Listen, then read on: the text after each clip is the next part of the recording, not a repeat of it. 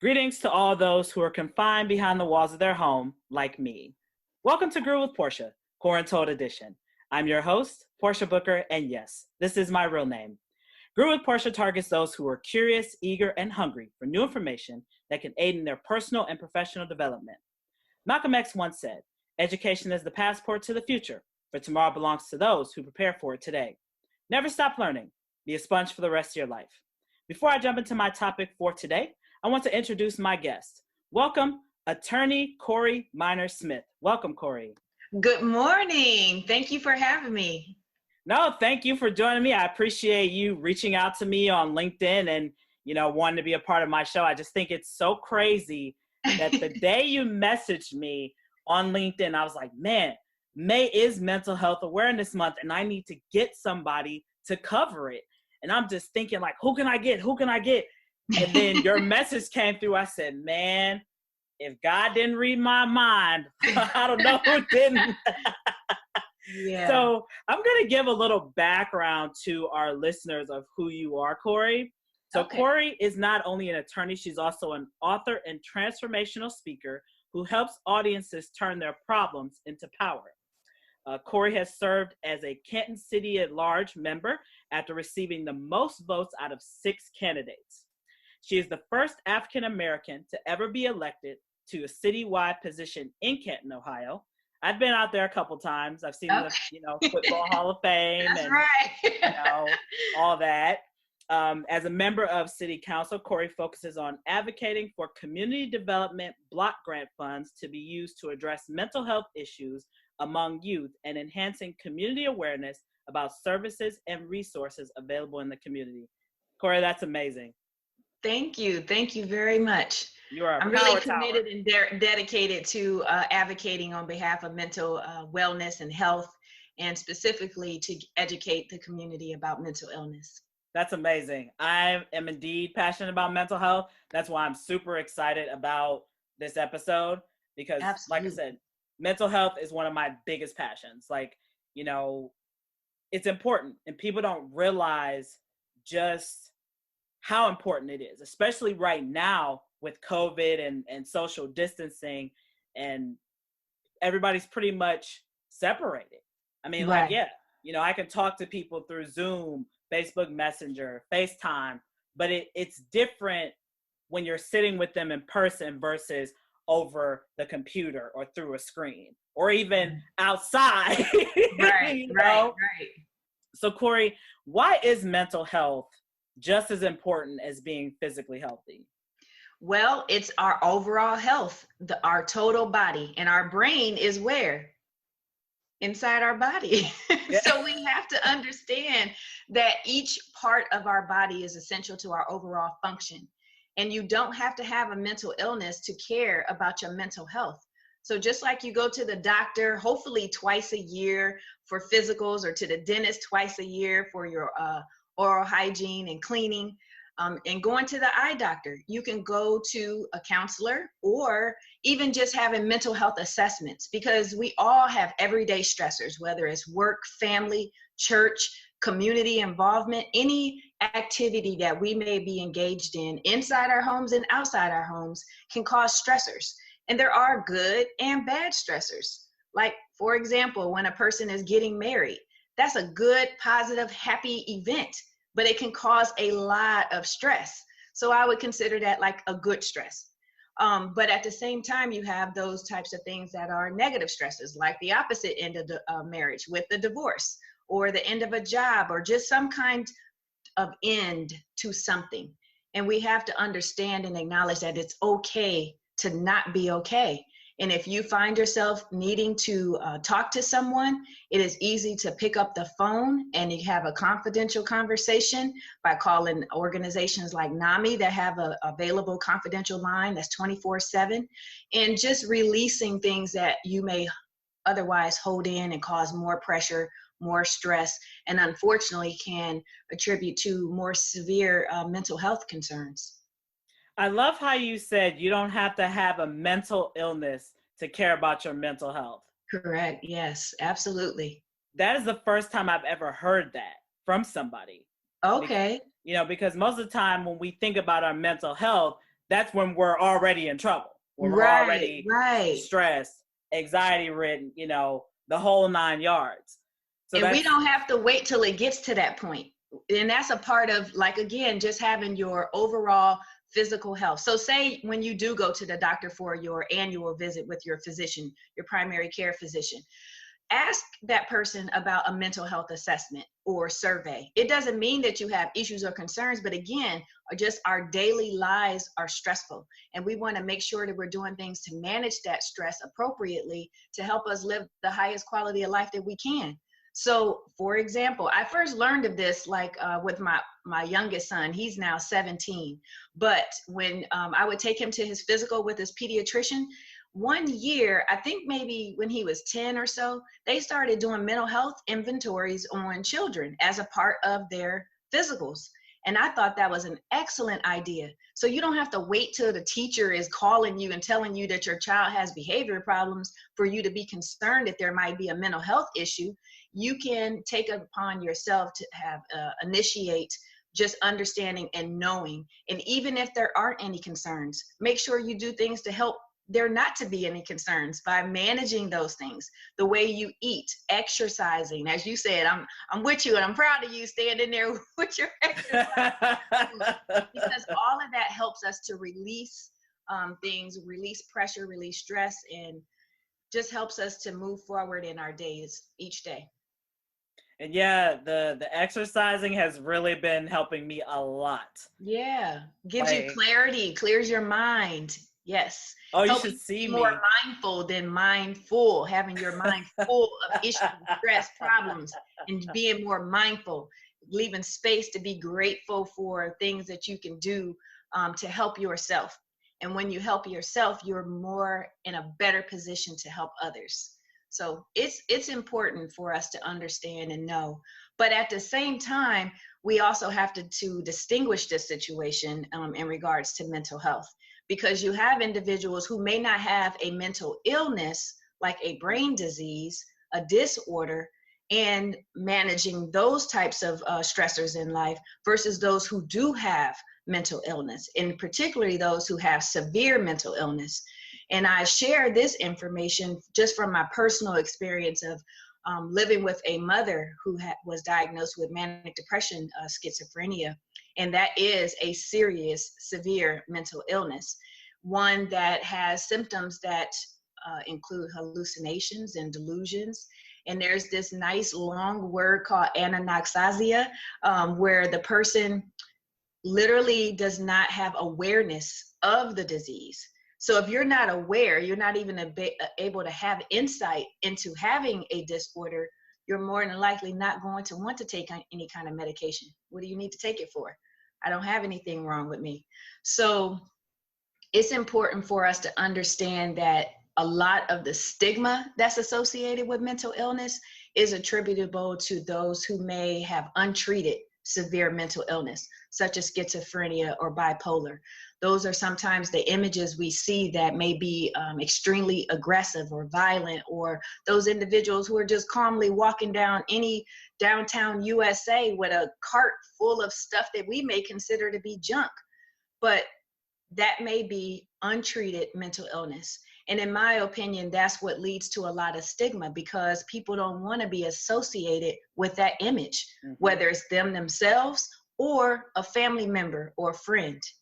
How many people from high school, I've heard, different people from high school or earlier years in their life, they may recognize somebody that's just aimlessly walking through the streets of downtown, anytown, USA, and know that that's somebody that they went to school with. And like the first thing is like, oh, that's a shame, or where's the family? And I'm here to speak on behalf of families and friends who have a loved one living with severe mental illness, because many times families and friends are attempting to be there for their loved one. They want to be there. They work as much as they can with the treatment teams that may be available in that person's life. But there are laws. And if a person does not want treatment, if a person does not sign a release for you to be able to be involved in the treatment plan, then you can't. And you may have an individual who is untreated, living on the streets, unfortunately, and just subject to whatever this world brings. You're absolutely right, Corey. You touched on a lot of key things. Mm-hmm. I mean, especially when it comes to family and being around somebody who struggles with their mental health. Yes. Because in those laws that come into play, like there was a couple years ago here in Cleveland, where there was a young lady who was a Kent State student. I believe that she, undiagnosed, I think she had bipolar disorder, and she ended up actually killing her mother because she was so angry, so frustrated, all the symptoms, but nobody knew how to help her. Right.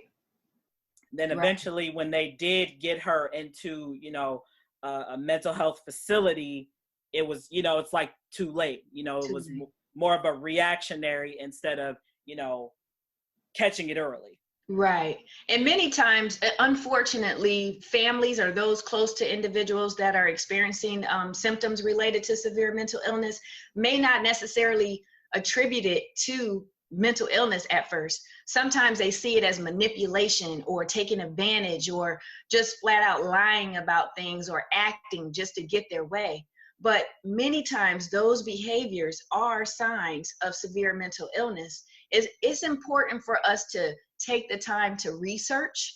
If you're seeing some type of behavior that you don't think is in line with your loved one, perhaps you should start researching, asking questions. There are hotlines that are available, and maybe you may not be able to convince your loved one to receive treatment, but you can find out what you might be able to do, what you might be able to do to help that person.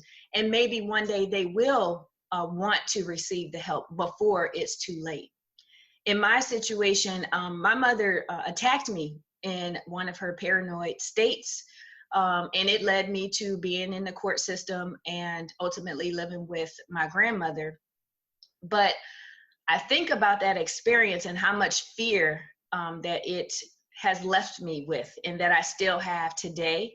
But it's not a fear that prevents me from wanting to be there and help my mother. What it helped me to do is understand boundaries that I may need to create at any given time, because I know that I always want to be there to help my mother. I'm her voice when she's not able to communicate. And that's what I'm encouraging other individuals who may have a loved one living with severe mental illness to do, to be that voice for the person. Many times if they are arrested or taken to the hospital, they need a point of contact in order to have information about that person, because many times they're not able to communicate. And who better than a family member or a loved one to give the history of that person, to give the symptoms that you've been recognizing of that person, which can help lead to an official diagnosis and hopefully lead to the accurate dosage and prescription that that person may need to manage their symptoms and live a successful, high quality life. Because ultimately, that's what it's all about. Our loved ones may never be that person that they were before they started showing signs of severe mental illness, but that is okay. You have to learn how to establish a relationship for where they are in the moment, because it could change at any given time. So it's important to create boundaries. It doesn't mean that you don't love the person. It doesn't mean that you love them any less, but you have to understand where you fit into their lives and where they can fit into yours, but ultimately still helping, whether that's from a distance or being there directly involved. And that's the thing when it comes to being a caregiver of somebody who suffers from a mental health related disorder or issue, it can be challenging. Like you just said, your mother attacked you. And then in some people, they're like, oh, I don't want to deal with it. It's manipulation. They're just acting out. They're just doing this. Yes. But it's also very important to do that research. We have Google is right there. At your fingertips, yes. The internet has thousands of resources, whether it's an article or even, just like me and you connected on LinkedIn. Yes. You could just ask somebody. You can even call, a NAMI or another mental health related organization and ask the questions. Right. Because the information is readily available. And at the same time, we have to understand how it works, practically speaking. You know, you can read, you can have all the book knowledge in the world, but how do you apply it to real life situations? And I'll just give you an example. You mentioned in the introduction that I'm a lawyer. Well, and I was an elected official. In the middle of my campaign, just setting the background for this situation, I'm on my way to work, i.e. court. And I received a call from an employee of another governmental entity in another jurisdiction who knew me from some prior work that I did and contacted me. I appreciate him doing it, but it was to contact me to tell me that my mother was found in a vacant house with no utilities. She had been living there. And she had some extreme behaviors that she was exhibiting that led the neighbors to end up calling the police. So what do you do with that type of information when you're on your way to work? What can you do with that type of information and you're on your way to work? Well, what I learned, in addition to having boundaries, is accepting help that's available. I knew about resources in the community. I knew about her treatment team, individuals on her treatment team that had lost contact with her, and I was able to call them so that someone could fill in that gap at that time, which was to find her, locate her, and get her to a safe place, because I had to go do my hearing in court and then be involved in rescuing my mom, if you will, and getting her to a safe place. So I mentioned these things as tips for people. You know, 1, creating boundaries. 2, knowing who your loved one's treatment team is, and if they don't have a treatment team, knowing the resources that are available in the community. You know, whether that's a chapter of NAMI or some behavioral health organization, there has to be some community-based mental health organization in your area. And like you mentioned earlier, Google can get you right there, right? And there are emergency response teams, even with the police departments. There are specialized trained officers who are trained to deal with individuals who may be exhibiting mental health issues or behaviors, and know how to handle the situation in regards to de-escalating things without violence, as well as taking them to the hospital instead of to jail. So those are important things to help reduce stigma, to help to a person manage their symptoms, and to get the treatment that they may need and so severely may want, but don't know how to get it. Yes, absolutely. I agree. Corey, I'm going to take a minute to actually say this, and I don't openly talk about this to people except my inner circle of friends. But I've had my mental health struggles for several years now. Mine started around the end of 2015. You know, I had a lot of stuff going on then. I was attending school. I was also working full time. And a lot of it was unresolved issues that I just kept holding on to, like, oh, to get better, just keep going, just keep going. But when you don't address the issue, what does it do? Like a circle, it comes right back around. And so 2016 was a very big year for me, very big year. I mean, I graduated from Kent State. I did a study abroad out of the country to Cyprus, a little island off the coast of Greece. I also accepted my first big girl job, is what I call it. Get your big girl panties on, you know. Right. My first big girl job right out of college, because a lot of my friends who also studied at Franklin Hall and at Kent State in journalism, some of them didn't have job offers lined up. I did. I was one of those lucky people who applied for the job, landed it like a week or 2 after I graduated. Wow. Yeah. Congratulations. Thank you. Thank you.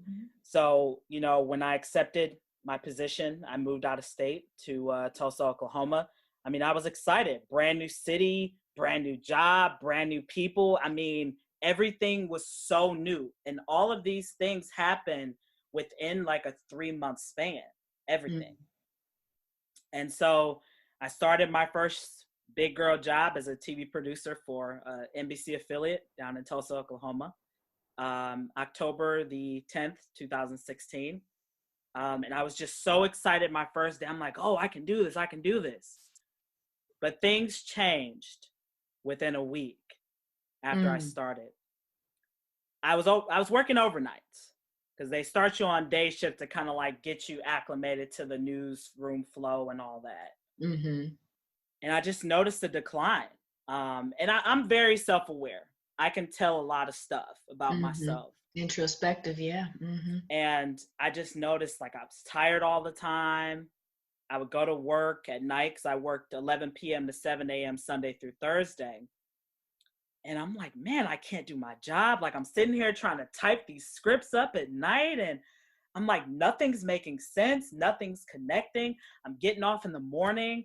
I'm tired, but I don't want to eat, you know, and literally everything went downhill. It really did. What ended up happening was I ended up going to the hospital to be evaluated by a psychiatrist, and they diagnosed me with bipolar disorder. Mm-hmm. And the interesting thing about that day was when I met with the doctor. It's so cool. Me and her had the same birthday. Mm-hmm. So interesting. You know, she's telling me all these different things based on the assessment that they give you, where they ask you, have you felt down the past 2 weeks? Or, you know, have you had any reckless spending or engaged in erratic activity, you know? And I'm looking at this stuff and I'm going back in my mind, picking back all the events. And I said, holy crap. Well, I'll be man. I mean, you know, and when I thought about it, I said, wow, well, at least I kind of have an idea of what's currently going on. So they started me off on medication. They started me off on 3 different ones. And, you know, I'm up there panicking because I'm like, look, doctor, I won't say the doctor's name out of confidentiality, but I said, look, my job is on the line. I said, these medicines need to hurry up and work. Okay. I mean, because they take roughly about 4 to 6 weeks to get through your system. And, you know, some of them have horrible side effects. I mean, I can tell you just horrible ones that I had on all the meds I was on at the time.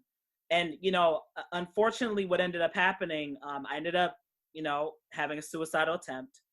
And that led to me leaving my TV job. You know, like I said, I have not shared this publicly, but, you know, I feel inclined to help other people. Absolutely. You know, how can you help other people if you're not being transparent and being honest about, you know, who you are and your story? Absolutely. The authenticity of individuals sharing their stories is what makes this a relatable topic. You know, many times just it seems here in America that we think so highly of celebrities and put them on a pedestal. And perhaps when they share their stories, it helps us to understand and know that they are human too, and that they may experience the same and similar things that we do. And therefore it may be more okay, if you will. Like, for example, Mariah Carey, she didn't necessarily accept her diagnosis when she was first diagnosed, but she was diagnosed with bipolar disorder.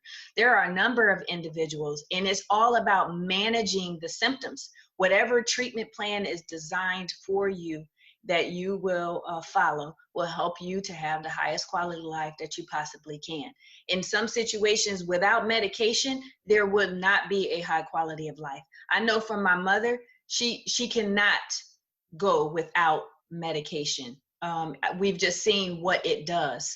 And I know she has complaints about the side effects and things of that nature, but that's where the voice is important. The voice of whether she's able to express how she's feeling on these meds, or if I'm able to, you know, make sure that the doctors and the treatment team knows on her behalf, because perhaps things need to be adjusted. Perhaps we need to try something different.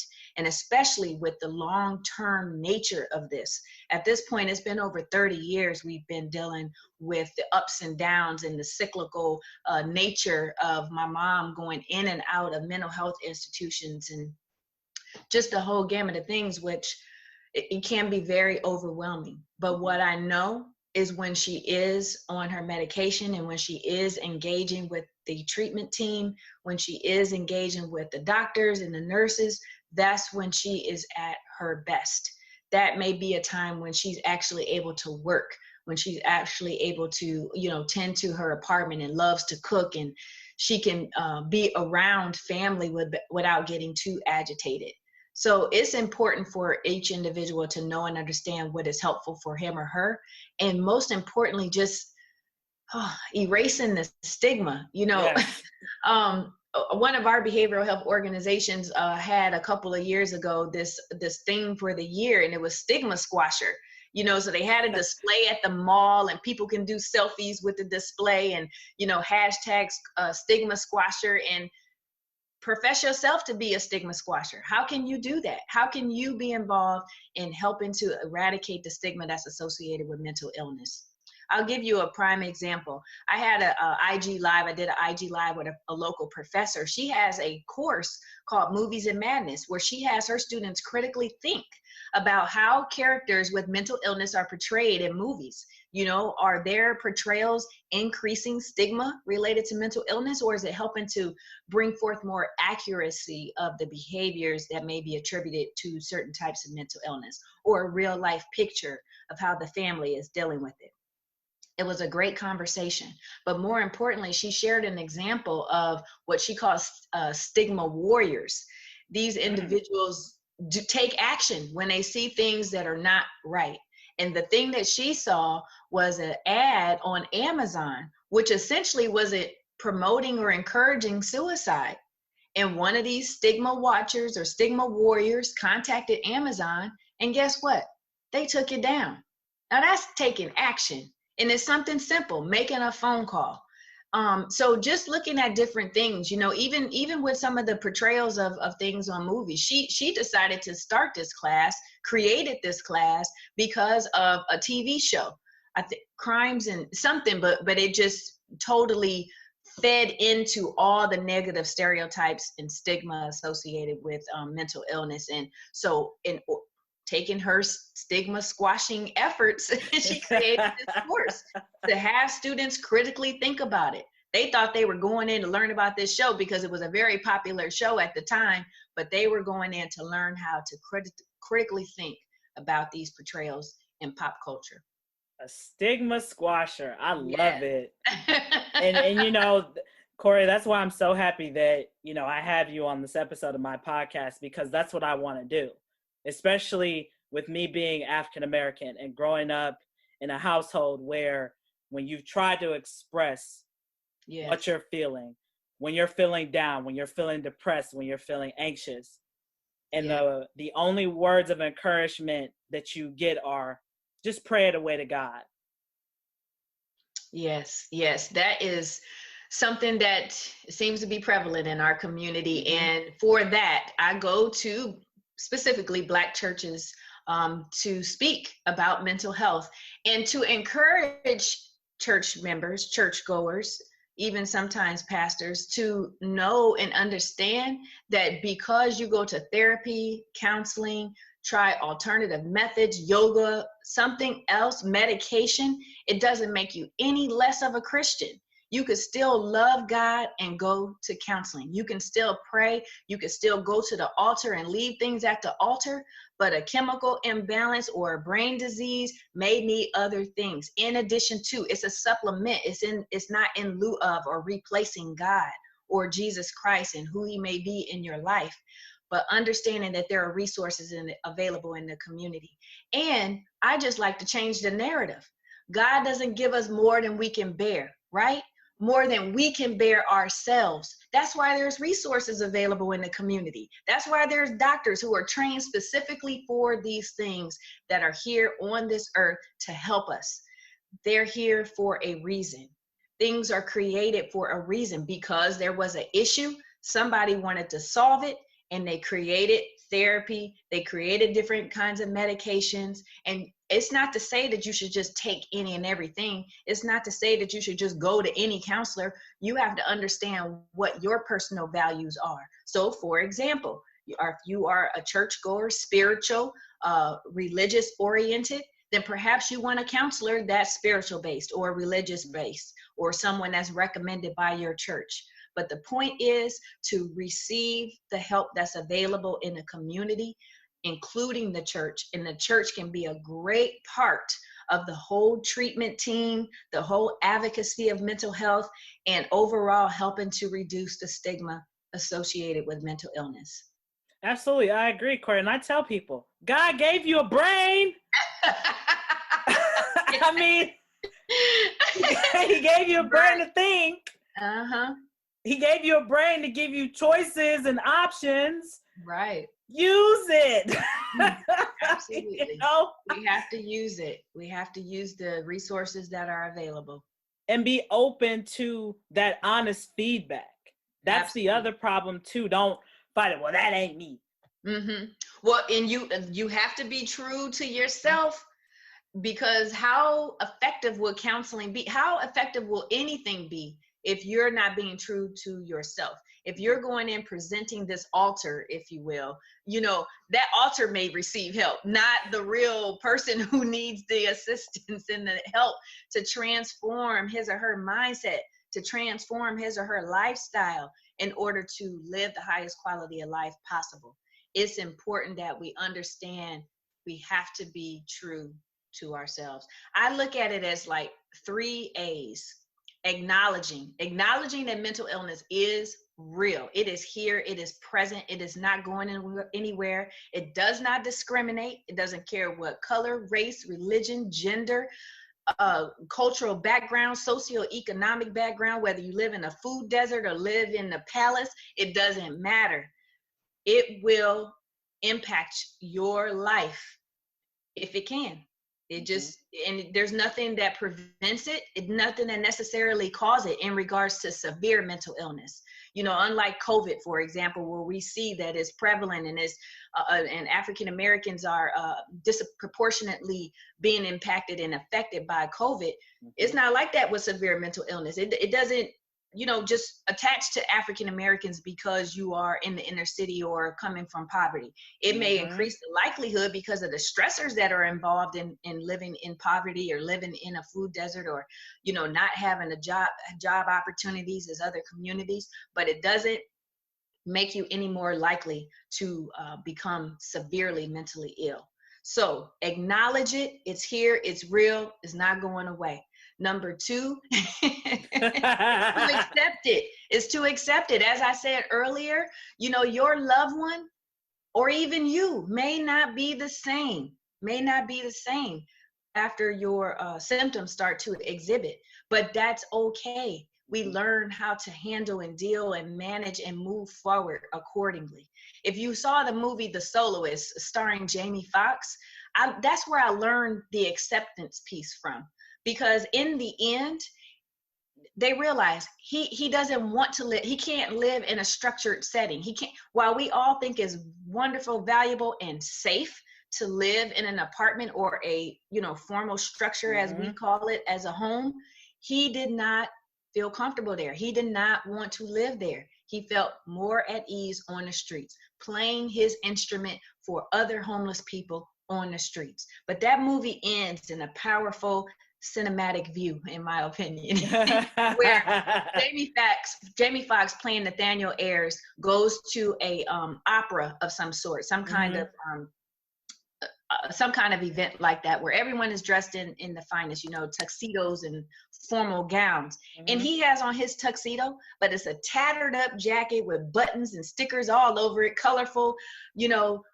And so in the midst of the crowd, it's like he's right in the center, and you can see him when the camera is up close. You can distinguish him because of all the stuff on his jacket. But as the camera spans out, he's just like anyone else that's in that audience. And that's how I feel it is with people with severe mental illness. They're like anybody else, deserving of a high quality of life, deserving of respect and their dignity. They are human beings who need treatment, who may at the time refuse treatment, but we should not judge them based on not having treatment and exhibiting symptoms related to their untreated diagnosis. So again, acknowledging, accepting, And the third piece is advocacy. Advocate for funding, for research, for insurance coverage for severe mental illness, and for beds to be available for those who need them. So they're not incarcerated because there's beds available in jail, but not beds available in a mental health facility. We have to advocate, speak up, share our stories in the hopes that it will help others. Yes. And that's what I'm doing. That's exactly why I'm Thank you, very Portia, for sharing happy. your story. Yes, yes. Man, me and Corey have got a great conversation about really acknowledging, accepting, and being true to yourself when it comes to your mental health. Really dive deep, take time to meditate and listen. Your body will tell you. I mean, that's what happened to me. I mean, my body told me, like, hey, you need help. And I'm somebody who grew up in a household of strong women where no matter what, no matter how bad it hurts, you keep going. Don't expect handouts. Don't expect anything. But we got to let go of that superwoman syndrome, superwoman syndrome. And I proudly literally wore an S on my chest. I intentionally bought t-shirts that had S's on them. You know, I can do all things. But just because you can do all things don't mean you should do all things. We have to find a balance and manage things.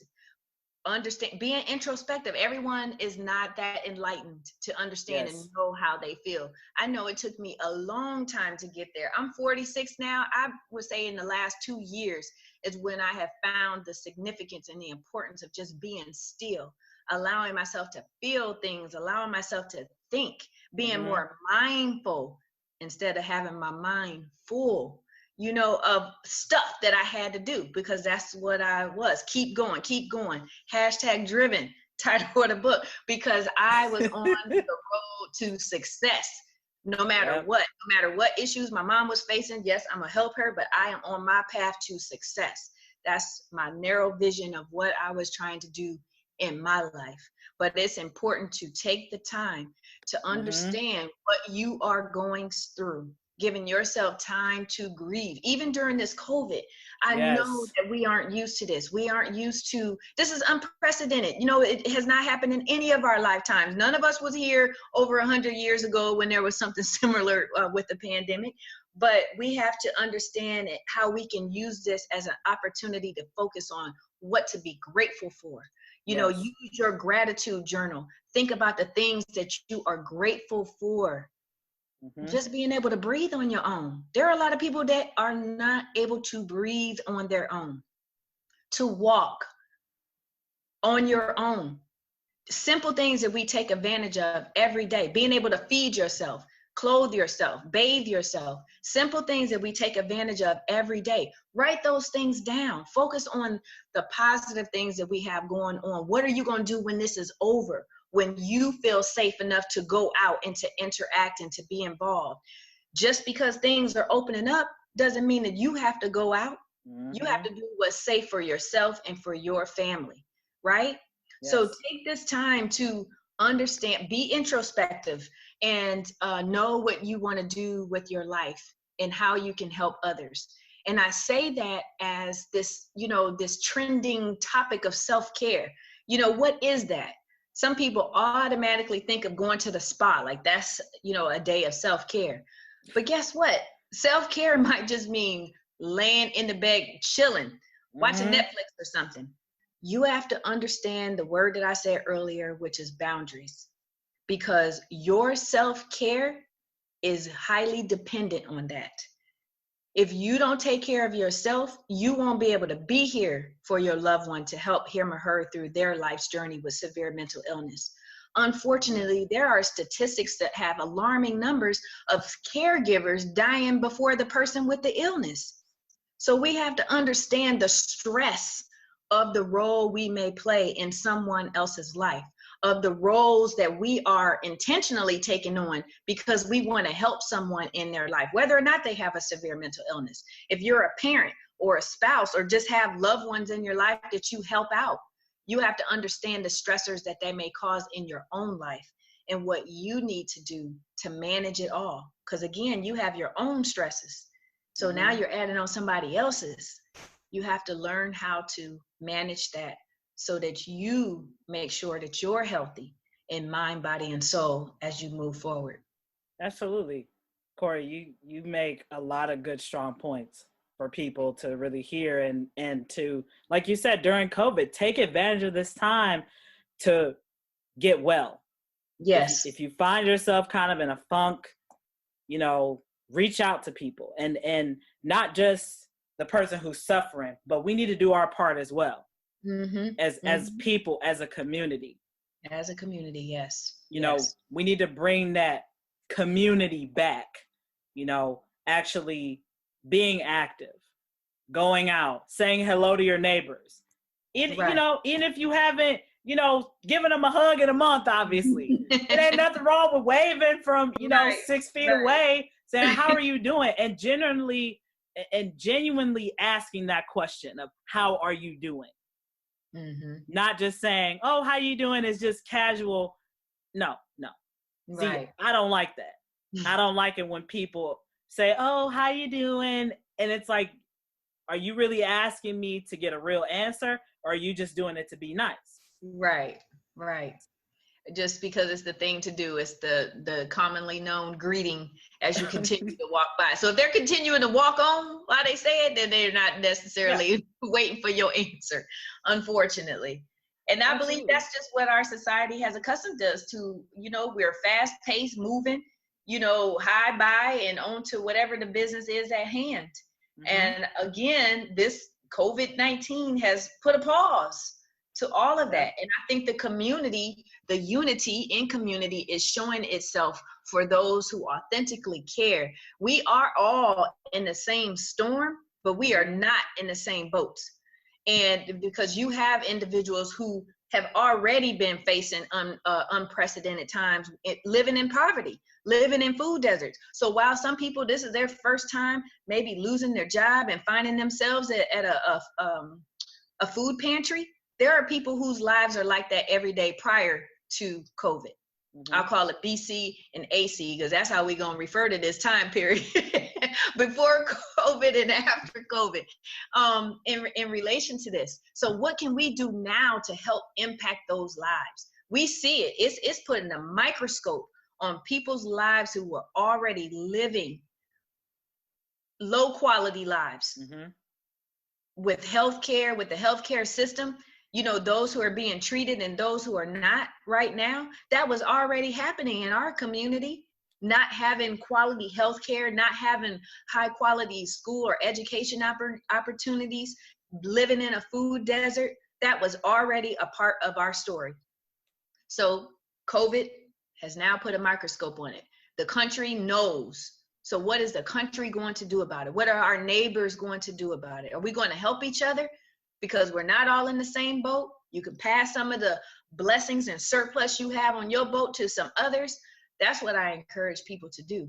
And especially in terms of all the stimulus funding that's going out with the government, that they ensure that there are mental health services being funded, because more than ever before, I'm sure the services are going to be needed as we're coming out of this. People who may have never experienced mental health concerns or issues before are surely, if they haven't already, going to feel it or express it in some kind of way as we come out of this situation. Absolutely. Some people haven't had stressors like this before and feeling anxiety, not knowing where their next meal is coming from. Some of us grew up like that. So we need to have services, be prepared for people needing those types of services and having them readily available. So it's time for some insurance things to change in order to cover these things. It's time to have some more affordable, low income fee scale type things available, because we want as a community for people to be able to fully function with their minds and their bodies, because we need them in the workforce. We need them educating our students. We need them in whatever service that they provide, even our healthcare workers, those who clean the rooms to those who are doing the surgeries. Everybody needs the service to be available to them. This is traumatic, and we want to lessen the impact of trauma as we come out of this.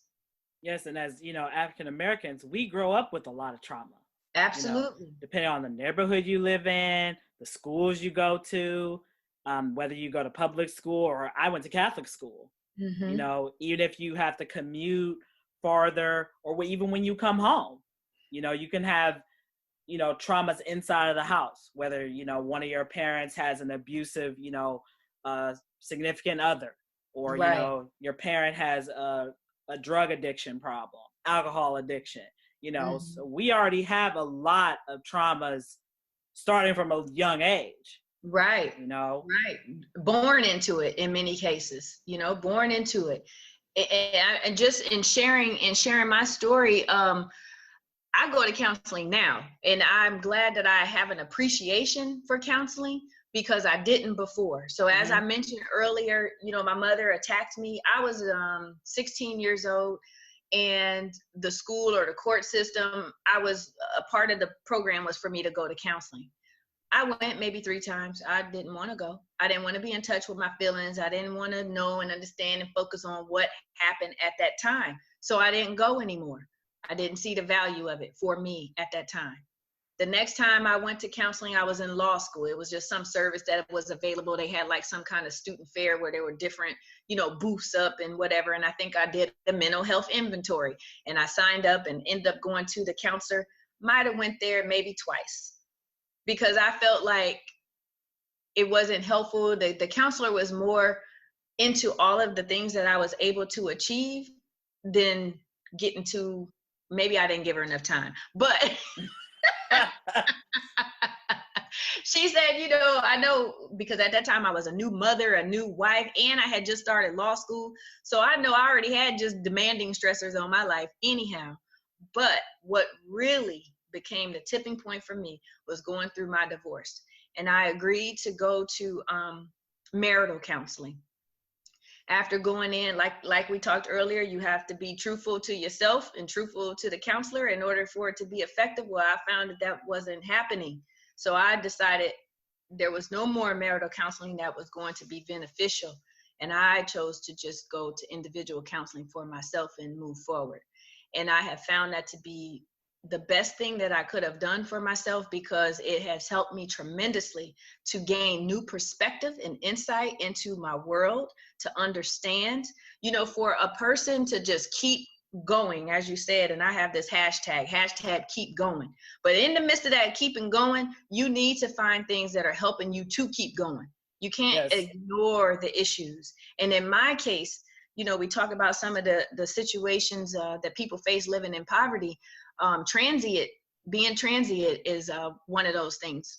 And I lived in 3 states, 8 different households, and 14 different schools amongst these 3 states and 8 households. And that alone can set a child behind in regards to education. You're going to all these different school districts and where they are in their lesson plan for the year when I'm not even finishing a school year, coming in the middle of a school year in any Mm-hmm. given year. But I just praise God that, family and friends, I call it community care because I wasn't in foster care, but community care because people took me in or took me and my mother in at certain times in my life. And I was able to make it through and graduate and go to college, earn a master's, go to law school, all of those things, because again, I'm striving for the highest quality of life possible because I know what it's like to not have. And I knew that I wanted more. So regardless of whatever issues I was facing with my mother and the mental illness, my goal, my eye that was on the prize was to be successful myself. Whatever I felt I didn't have as a child, I wanted to make sure I was in position to provide that for my children whenever I was going to have them. And I, was blessed to have 2 sons, who are now 24 and 17. So I just appreciate anyone who wants to keep going and find the effective strategies that help them to keep going. But keeping going does not include ignoring the issues and problems that you have. And that's why I encourage people to use their problems and convert them, transform them into power to propel you to keep going. So like I said, 3 states, 8 households, 14 schools. I had a teacher who told me I had undesirable circumstances. I used that 2-word phrase to be my life's motto, which is don't allow undesirable circumstances to be excuses for you to fail, but allow them to be reasons for you to excel. Thank you again, Corey, for reaching out to me and being a guest on my show, and really, being transparent about mental health, especially right now during COVID and social distancing, and the importance of reaching out and getting help and not just staying stagnant in this pool of what I call the gerbil wheel of shame. Corey, we're about to wrap up here, but what advice can you leave with our listeners today? In addition to the 3 A's that I already gave, the acknowledgement, the acceptance, and the advocacy, be truthful with yourself. Seek help because it is available. Make sure that you are accurately presenting your issues and concerns so that they can be accurately treated and you can be successful in whatever plan you and your counselor or therapist design for you to move forward in your life. And I just want to say, I use my book, my debut book, #Driven, as a resource for families and friends that have a loved one living with severe mental illness. And it's called #Driven, just outlining some of the experiences and ultimately the resources that are available. Some of those resources that are available nationally, the National Alliance on Mental Illness, otherwise known as NAMI. You can text NAMI to 741-741 for 24-hour, 7 days a week confidential hotline. Also, we talked about suicide. We want to make sure individuals know that there's resources available if you feel like you're going to do harm to yourself. Please call 1-800-273-8255 for the National Suicide Prevention Hotline. Also, SAMHSA is a national organization for substance abuse and mental health, and you can call 1-800-662-HELP. That's 1-800-662-4357, which spells out help. And just another serious topic that we did cover in regards to domestic violence, especially in light of being, in the home. We want to say we're safe at home, not stuck at home, but some people are not safe at home. And please understand that there are resources available that you can get help. I know it's a scary situation. You may not have the finances to leave, but talk to someone. And you can call the hotline at 1-866-331-9474, 1-866-331-9474. And you can also text 22522, sending love. So please take advantage of the resources. Know that God does not give you more than you can bear. Rely on the resources that are available in your community.